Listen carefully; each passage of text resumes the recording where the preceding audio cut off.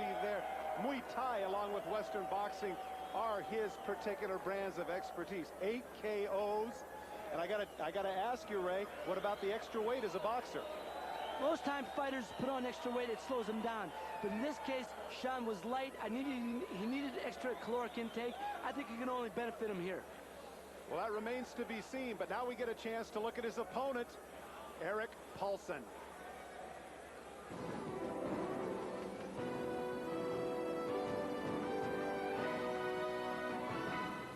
Erik Paulson is a practitioner of Jun Fan, the original art made famous by the late Bruce Lee.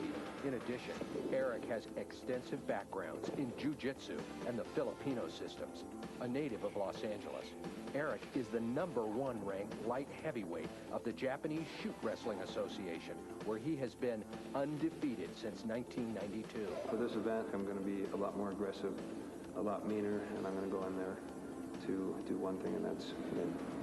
In addition to his career as a fighter, Erik applies his combat skills in Hollywood, where he frequently works as a stuntman.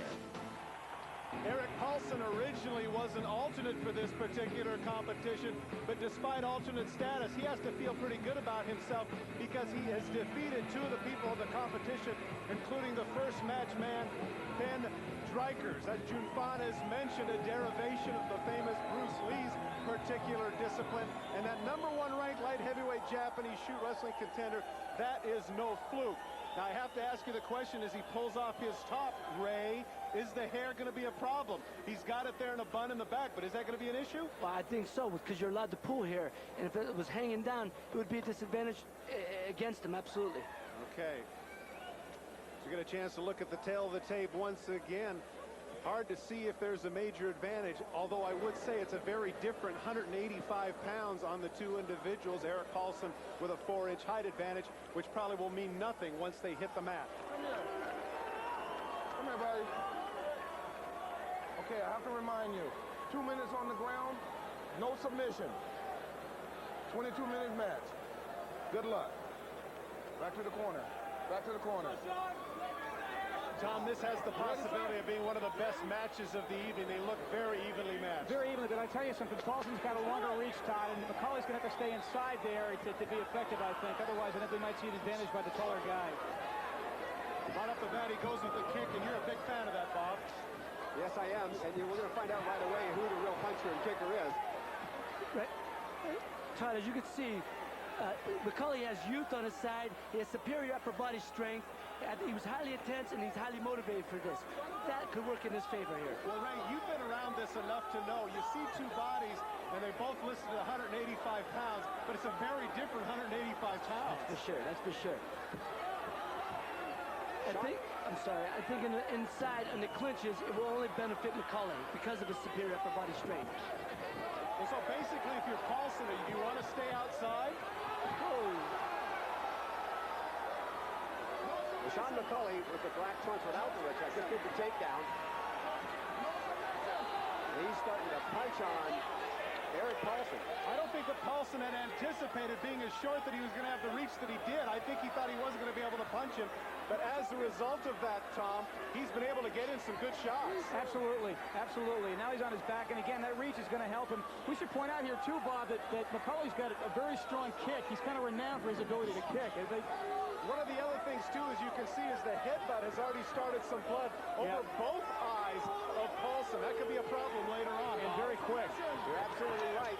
There he goes to the back of the hair. See? Sean McCully's got a hold of the hair. Got the hair. And there's the headbutt again.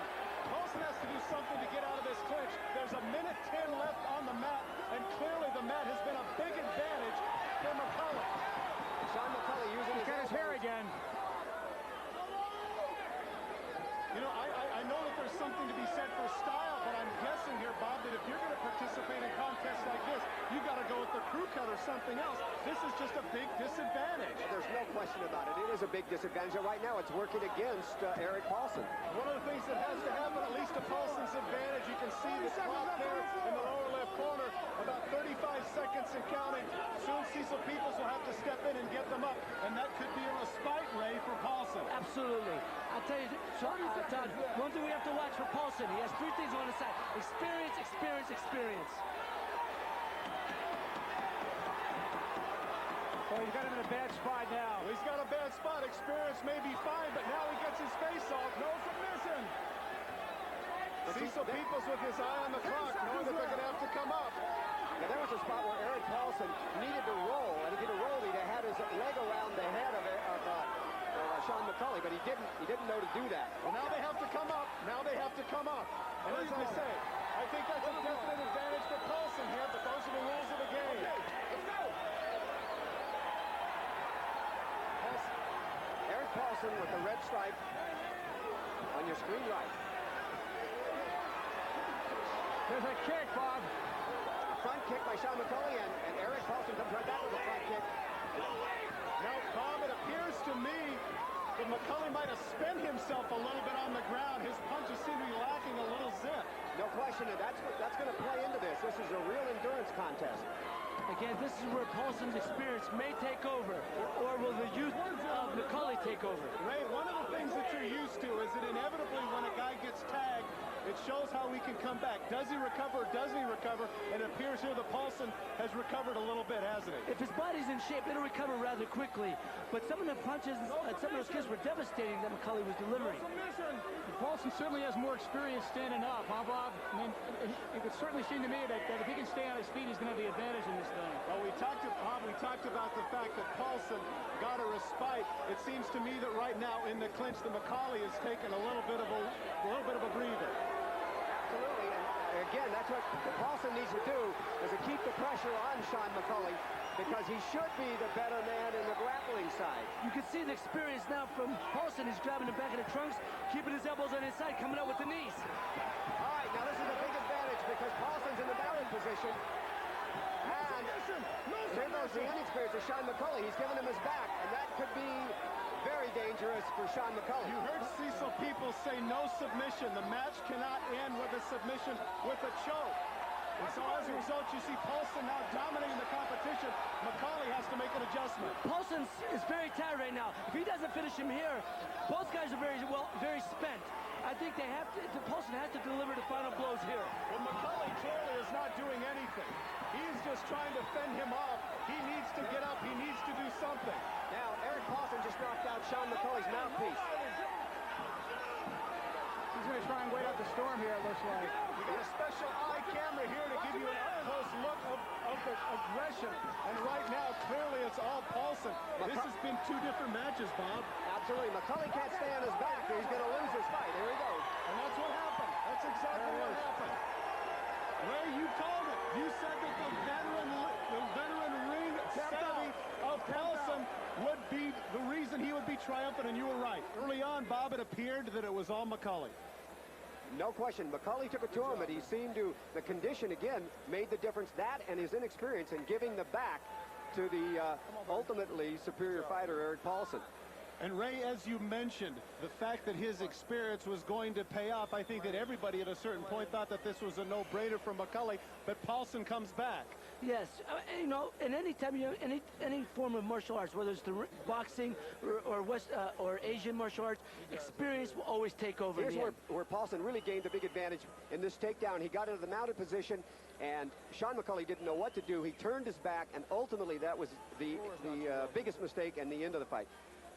And Tom, clearly the fatigue factor, it hit McCully, and Paulson's able to finish him off. Fatigue and experience, yeah, Todd. I mean, Paulson obviously had more experience on the ground and on his feet, and that really showed in the clutch there at the end of the fight. Well, let's go up to the ring announcer, John Higginson, for the decision. Ladies and gentlemen, the winner of the first fight in the Strikers division with a time of 5 minutes and 17 seconds, winning by a submission from Los Angeles, California, Erik Paulson.